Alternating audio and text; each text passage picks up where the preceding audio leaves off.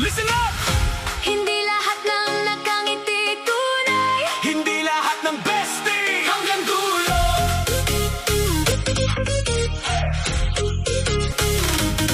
Sa panahon ngayon, ingat-ingat tayo. Hindi lahat ng kasama mo totoo. Huwag magpadala sa tamis ng ngiti. Baka sa likod mo iba ang sinasabi. Madaling magsabi ng friend kita, pero mahirap patunayan ng salita. Hindi sa lahat ng laging nasa tabi makakasama mo hanggang huli. Huwag magtiwala Agad, dahan-dahan lang. Kilalanin mo muna kung sino talaga yan. Hindi lahat ng mabait ay may mabuting puso. Minsan ang plastic, mahusay lang magtago.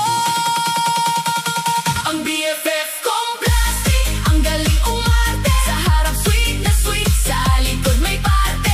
Peking ngiti, peking yakap, peking concern. kapag nakatalikod ka, ikaw naman ang topic nila. Huwag magtiwala agad sa bawat ngiti. Hindi lahat ng smile ay puno ng sincerity. Alamin mong mabuti kung totoo talaga Bago mo tawagin BFF ang isang tao.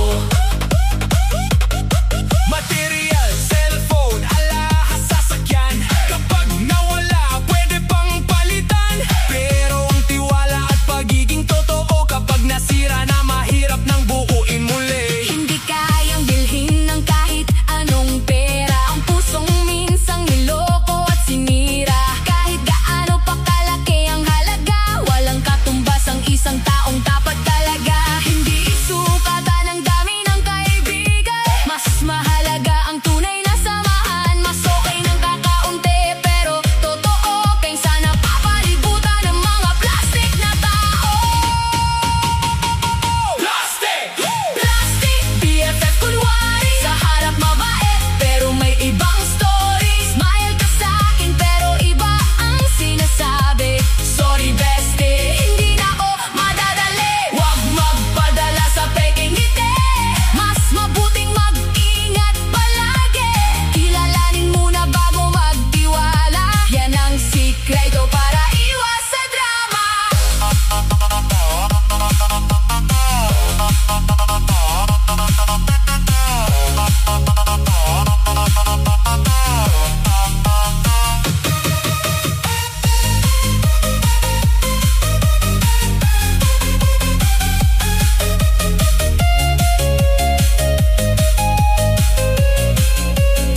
Ang BFF kong plastic, lesson ang dala. Tinuruan akong piliin ang tunay na asama. Huwag magtiwala agad sa tamis ng ngiti.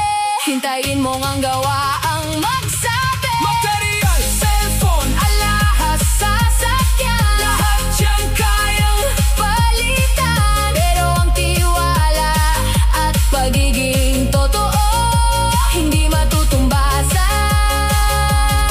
ng kahit gaanong halaga.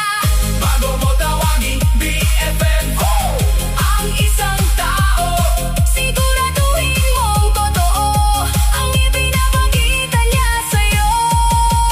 Mas mabuti ng kakaunti ang kaibigan. Basta